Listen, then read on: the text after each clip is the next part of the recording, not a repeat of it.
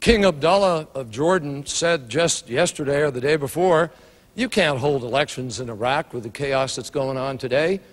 Senator Richard Lugar, the Republican chairman of the Foreign Relations Committee, said that the handling of the reconstruction aid in Iraq by this administration has been incompetent. Those are the Republican chairman's words. Senator Hagel of Nebraska said that the handling of Iraq is beyond pitiful, beyond embarrassing, it's in the zone of dangerous. Those are the words of two Republicans, respected, both on the Foreign Relations Committee. Now, I have to tell you, I would do something different. I would reach out to our allies in a way that this president hasn't. He pushed them away time and again, pushed them away at the UN, pushed them away individually. 2 weeks ago, there was a meeting of the North Atlantic Council, which is the political arm of NATO. They discussed the possibility of a small training unit or having a total takeover of the training in Iraq. Did our administration push for the total training of Iraq? No. Were they silent? Yes. Was there an effort to bring all the allies together around that? No, because they've always wanted this to be an American effort.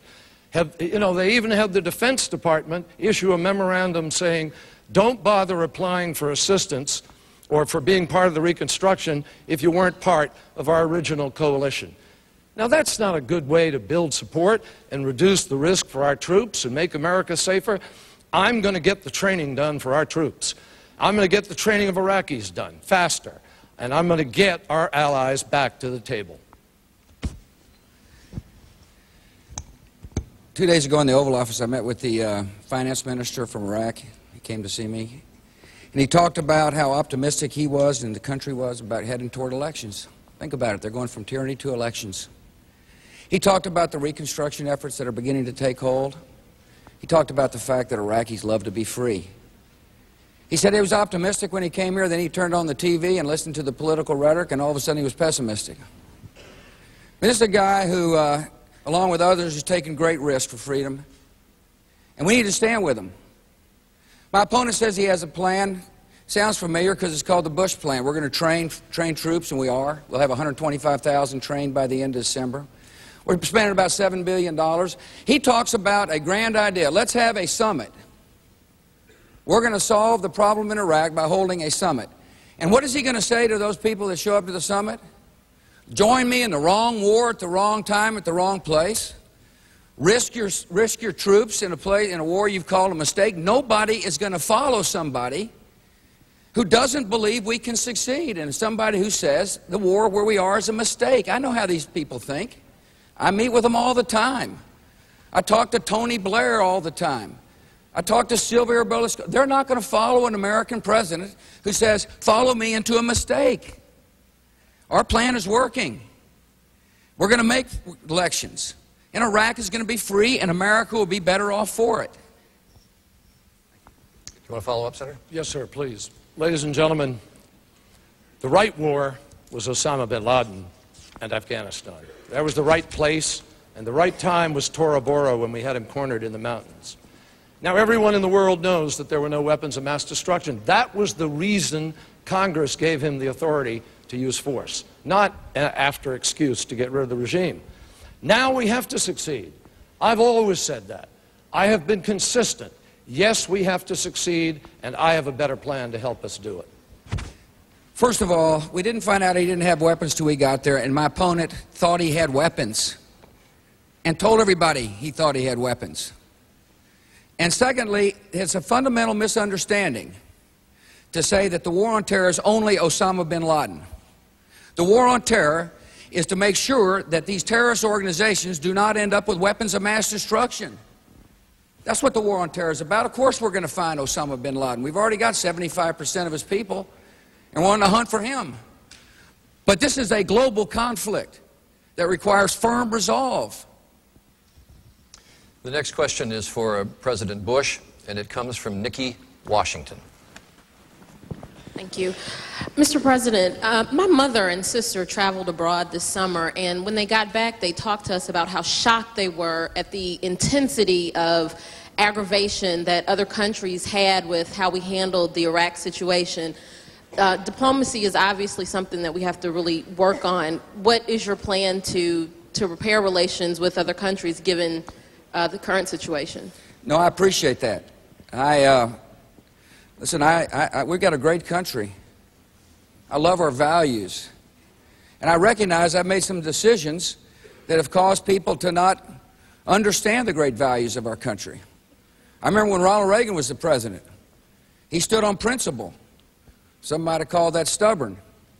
He stood on principle standing up to the Soviet Union. And we won that conflict, yet at the same time, we were very unpopular in Europe because of the decisions he made.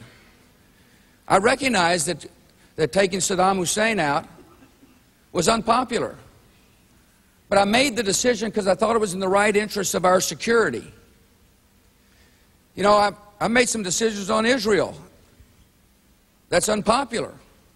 I wouldn't deal with Arafat because I felt like he had let the former president down, and I don't think he's the kind of person that can lead toward a Palestinian state. And people in Europe didn't like that decision. And that was unpopular, but it was the right thing to do.